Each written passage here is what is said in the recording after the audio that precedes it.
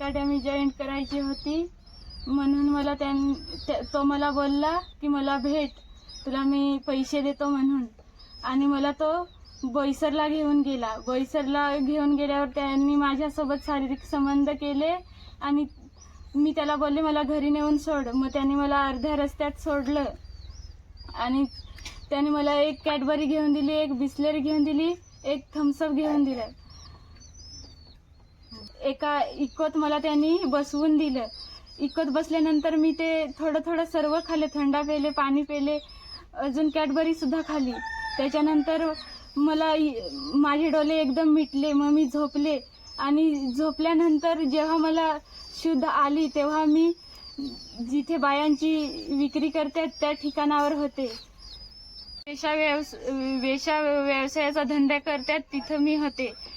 माझे डोळे उघडल्यानंतर मी आजूबाजूला बघितलं की मी कुठं आले, म्हणून मी विचारात पडले की हे मी कुठं आले. मग मला थोडं समजलं तिथलं की मी कोणत्या तरी वाईट मार्गाला आलेली आहे असं. मग मी तिथल्या बायांना विचारले हे काय आहे असं तसं. मग त्या मला बोलल्या की आता तुला इथंच राहायचं असं तसं. मी रडायला लागले की मला इथं नाही राहायचं, मला घरी जायचंय असं तसं, म्हणून त्यांनी मला मारहाण केली.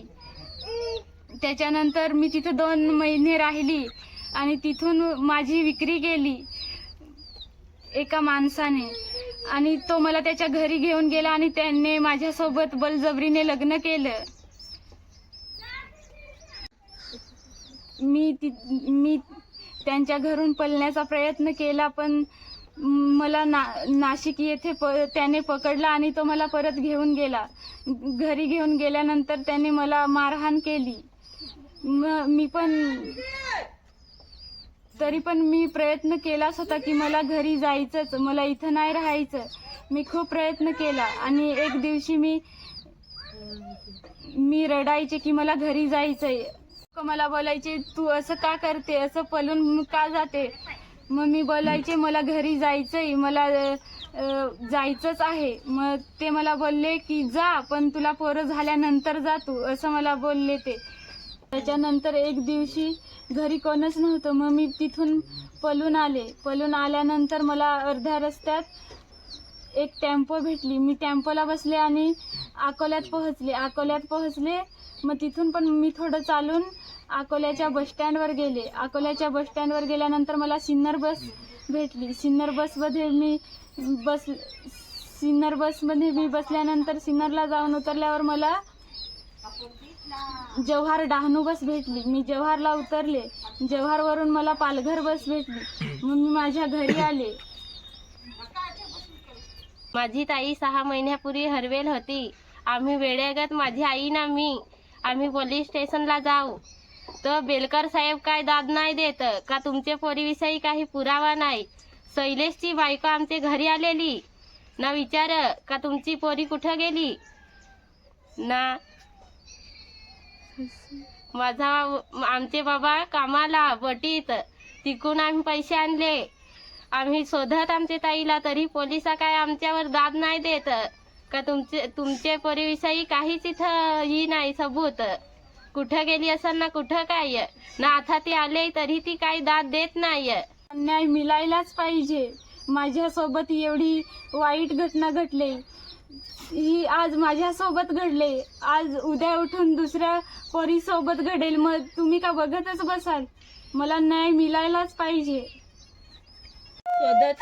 वेड्यावानी म्हणजे जेवायचा तर यो नाही र, जेवायच्या ठिकाण नाही. विक्रमगडला मला टाकून जात, मी विक्रमगडला बेलकर साहेब मला सांगत बोलायचं नाही. तुमच्या पोरीचा नाही बोलते, पुरावा नाही, तेव्हा मी गपचूप राहायचो. का पोरी माझी मारलीच असेल असं माझी मनाला भीती गेली. आम्ही लढायचो इकडे तिकडे, आम्ही वेड्यावानी फिरायचो. कोणी आम्हाला साथ नाही दिली का? कोणीच साथ नाही आम्हाला द्यायचं, पोलीस पण नाही. आम्ही घरी अजून दार लावून गप्प बसायचो. जेवायच्या ठिकाणावर राहायचं आमचं. नाही दुसरीवरून का देवा गुरुचा शैलेश पोरायचा मला ना पोलीस घाबरवायची, त्याचे का बंद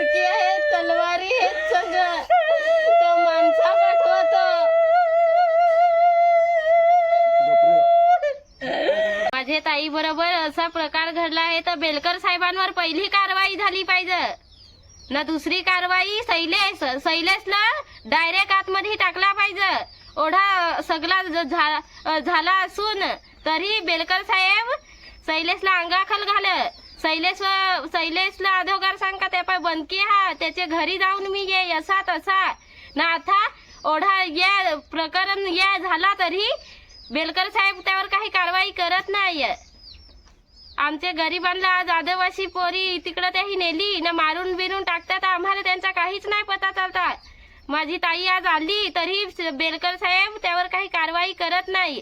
बेलकर साहेबांवर पहिली कारवाई झाली पाहिजे. ते वेळेला आम्ही जाऊ तर बेलकर साहेब आम्हाला काय बोलून देत नाही का बोलाय नाही का. आदिवासींना असा तू समजास पोलीस झाला असतं काय झालं असं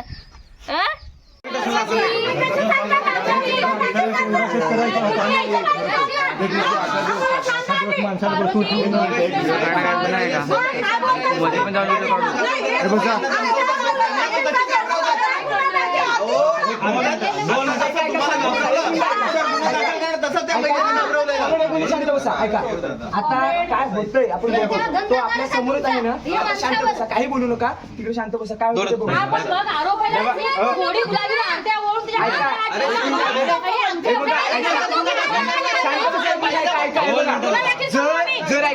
जर आरोपीला पाठीशी घालण्याचं काम केलं तर आपण काय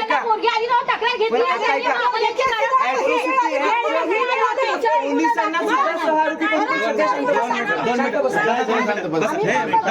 2 मिनिटं बस